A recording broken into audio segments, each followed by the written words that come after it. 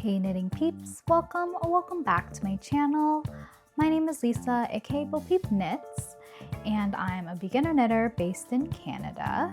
I can see that there are quite a few people who have subscribed to my channel after I uploaded my Olga sweater project vlog. So thank you so much for subscribing and showing your support. It truly means a lot to me just because I don't have any people in my immediate circle who share the same hobby as I do. And so it's just super special to be a part of this knitting community. I'm really happy that I now have, I think, 800 new knitting friends, so that is just super cool. Another thing that I wanted to mention just very quickly, you may have noticed that with my knitting podcast series, it was originally called the Beginner Knitting Diaries. I decided to rebrand. I thought that I was being really creative, but I think with my original title, it was kind of confusing. And so I'm just going to keep it plain and simple, bopeepknits knitting podcast. But anyways, we have quite a few things to chat about today. I have 2 finished objects and 4 whips to share with you. So enough chitter chatter, let's just get started. My first finished object is something that you may have seen on my channel before. It is the Olga sweater by Petite Knits. Just in case you have not seen the Olga sweater before, it is a drop shoulder striped sweater. It is my first striped sweater project, and so I wasn't really sure how things were gonna go before actually knitting the project. But once I figured things out and got started, it actually was not as difficult of a project as I had anticipated. So I am very pleased with how my sweater turned out. I do have a dedicated project vlog all about my Olga sweater. I share my knitting experience, the challenges, project cost, all of the juicy deets. So if you want to check that out, the video is on my channel. But here's the short and sweet version of my knitting experience with the Olga sweater. And so I knitted my Olga with the Sandnes Garn Double Sunday in the colors Bubblegum Pink and Red. And I used 5 skeins of each of the colors. The hype is truly real with the Olga sweater. Everyone and their mom was talking about either knitting the Olga sweater or already having the Olga, and I was definitely influenced to knit my own version, and I'm so glad that I fell into the hype. Before starting my Olga sweater, I thought that I would struggle as much with the Olga as I did with my Maggie cardigan. If you're curious about how that went, I can definitely link my project vlog in the description box. I didn't anticipate the Olga sweater to be such a fast knit for me. I think it took a little over 2 months to work on this thing from start to finish, and I think I did take a few breaks here and there, but that is considered a fast knit for me just because I am a slower knitter. But the Olga sweater was just so much fun to knit up. I really enjoyed knitting the stripes, and it wasn't that hard as well. The jogless stripe method I definitely can improve on. But overall, it was very fun to knit up the stripes just because you're kind of anticipating the next color change. So when I'm knitting the red, I knit a couple of rows of the red and then I switch to the pink, knit a couple of rows of the pink and then switch back to the red. So that makes the knitting process so much more fun. Honestly, I really recommend the Olga sweater pattern to beginner knitters. And I think that the only potentially tricky part of the pattern is working the German short rows in conjunction with changing out the colors. I love my Olga sweater. I can see myself knitting more Olga sweaters in the future. I'm thinking of maybe knitting an Olga with like a Tweedy yarn with the contrast color being either a burgundy or a matcha green. We'll see, or even like a gray. I don't know. I'm just dreaming of all of the color combinations that I can work with the Olga sweater. Oh, I can even do like a pink and a brown. I think that would be really cute. But yeah, if you are knitting an Olga sweater or you're planning to knit one in the future, let me know in the comments what your color combo would be. My next finished object is a birthday gift for my friend. I knitted the Hipster Beanie by Petite Knit, another Petite Knit pattern. Are you surprised? But yes, this is my very first beanie pattern by Petite Knit, and I have to say that I really like it. I knitted this hipster beanie with the loops and threads Luxe Merino Tweed yarn in the colorway cream. And I'll give you a closer look, but there are flecks of tweed in this yarn. There's brown, black, like an olive green color. There's also a camel tweed as well. So super cute. The composition of the yarn is 50% superwash merino wool, 40% acrylic, and 10% tweed. I really enjoyed working with this yarn. I've used this yarn before for another petite knit pattern. I worked on the Sophie scarf with this yarn when I first started knitting. So with this yarn, you get 312 meters in one skein.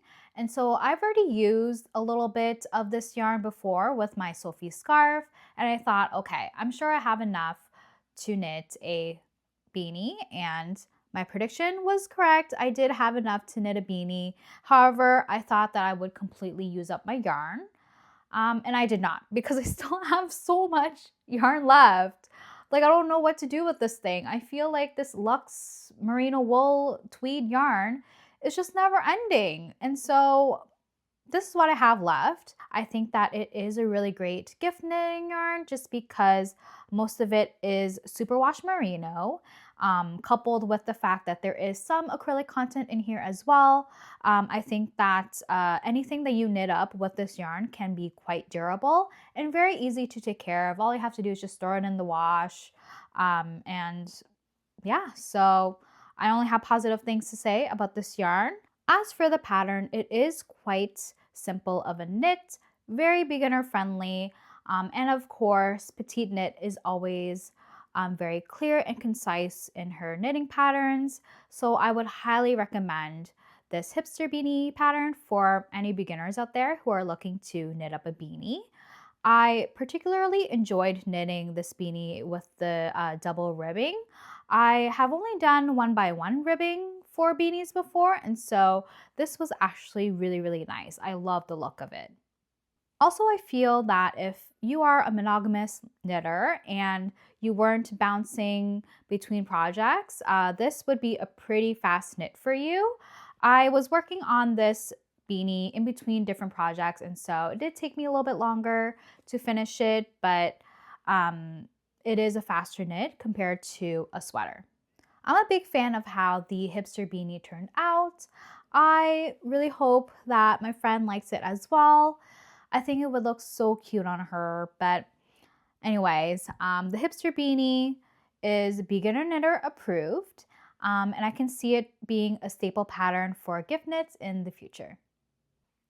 On to whips. So this is my very first one. I'm going to open the bag and show you what's inside. My first whip is the Marie sweater by Milote by Vic. I have seen her patterns all over TikTok, and so I wanted to try it out. I think she might be a newer designer just because I haven't seen too many people on YouTube talk about her or have knitted her patterns before. And so the Marie sweater is an oversized short sleeve sweater with these knitted bobble-like type of stripes running across the sweater. I'm using the Sandnes Garn brushed alpaca in the colorway Shocking Pink for my Marie sweater, and so I will show you my progress. This is my Marie sweater. Normally I would knit a small, but I thought that because I went down in my needle size, I should knit a medium. And at the time, it looked like it was the right call, but as I'm holding up this sweater, I think it actually looks a little bit too big for me. We'll just have to see, I guess, when I fully finish the sweater. But I did make quite a lot of progress with it. But in full transparency, I will share that I did run into a tiny issue. So because the sweater is knitted bottom up, I worked on the bottom ribbing first.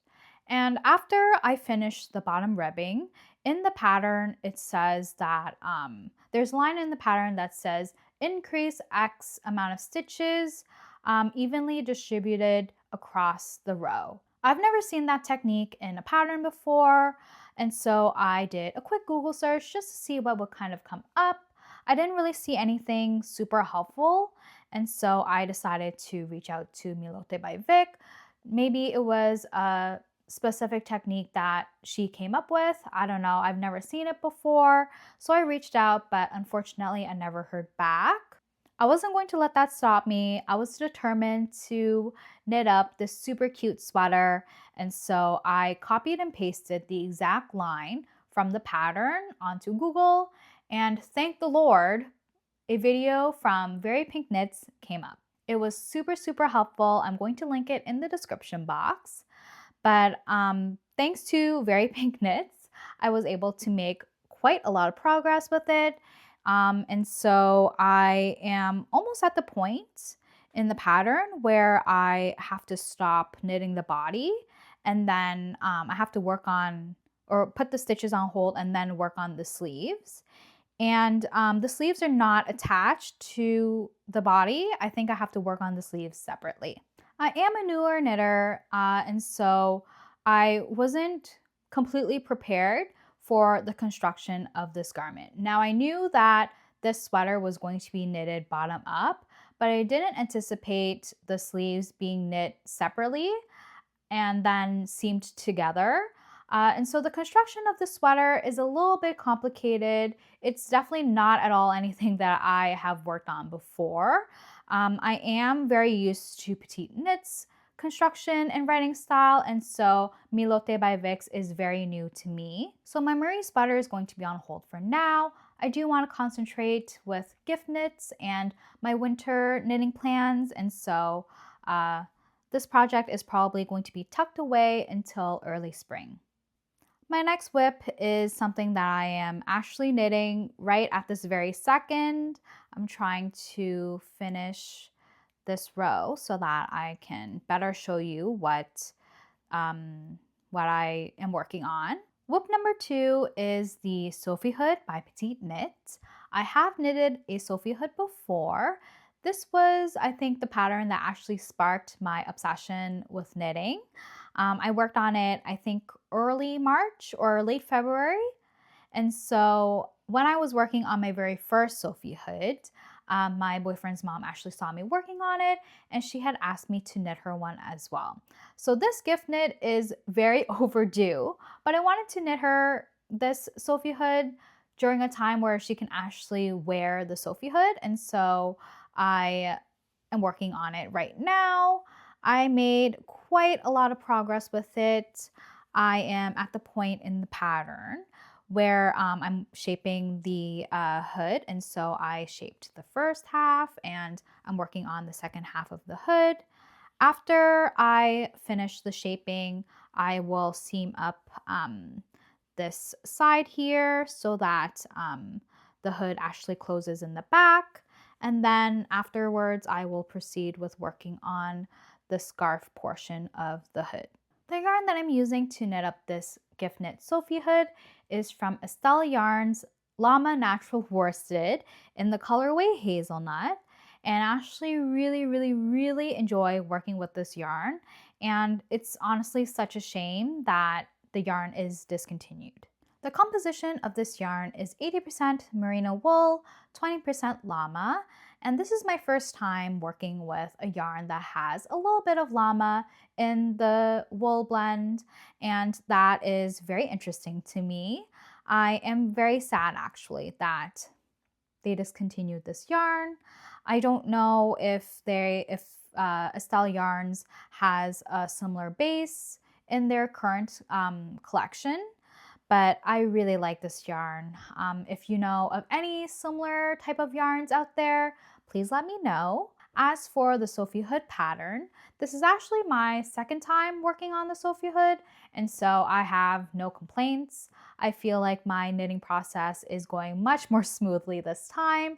Last time I was running into yarn issues and not having enough yarn. This time I have 3 skeins, which I think equates to 600 meters of this yarn. So even though it's discontinued, I have more than enough to finish this Sophie hood, hopefully, fingers crossed.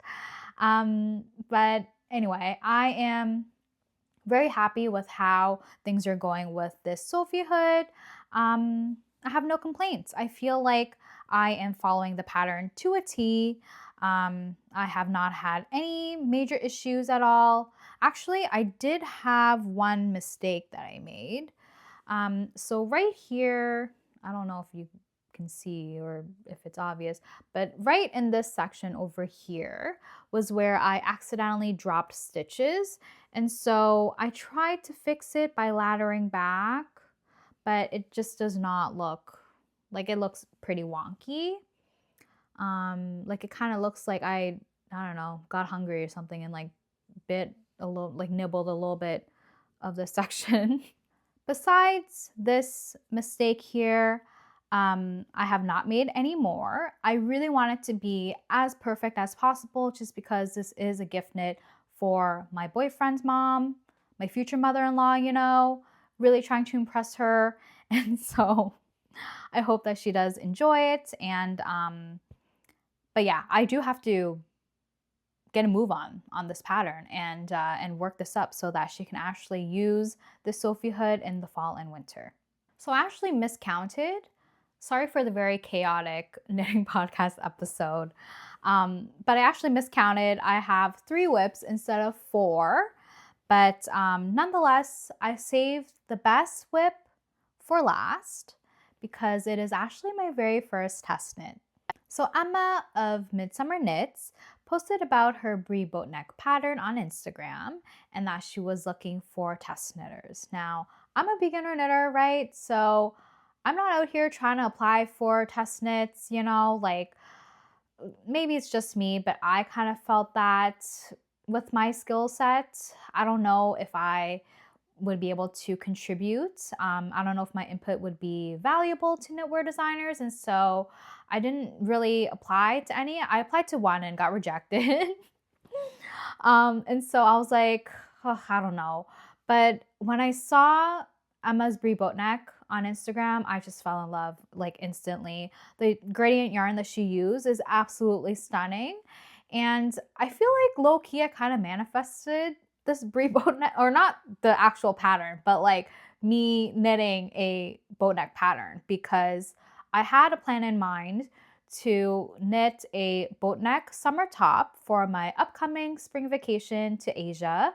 And so I was planning to knit one up. I wasn't sure which specific pattern I was going to knit, but I did want a boatneck summer top. Your girl loves a good boatneck, okay? A couple of days later, I saw that Emma was looking for test knitters for her brie boatneck, and I was like, okay, I think the stars have aligned.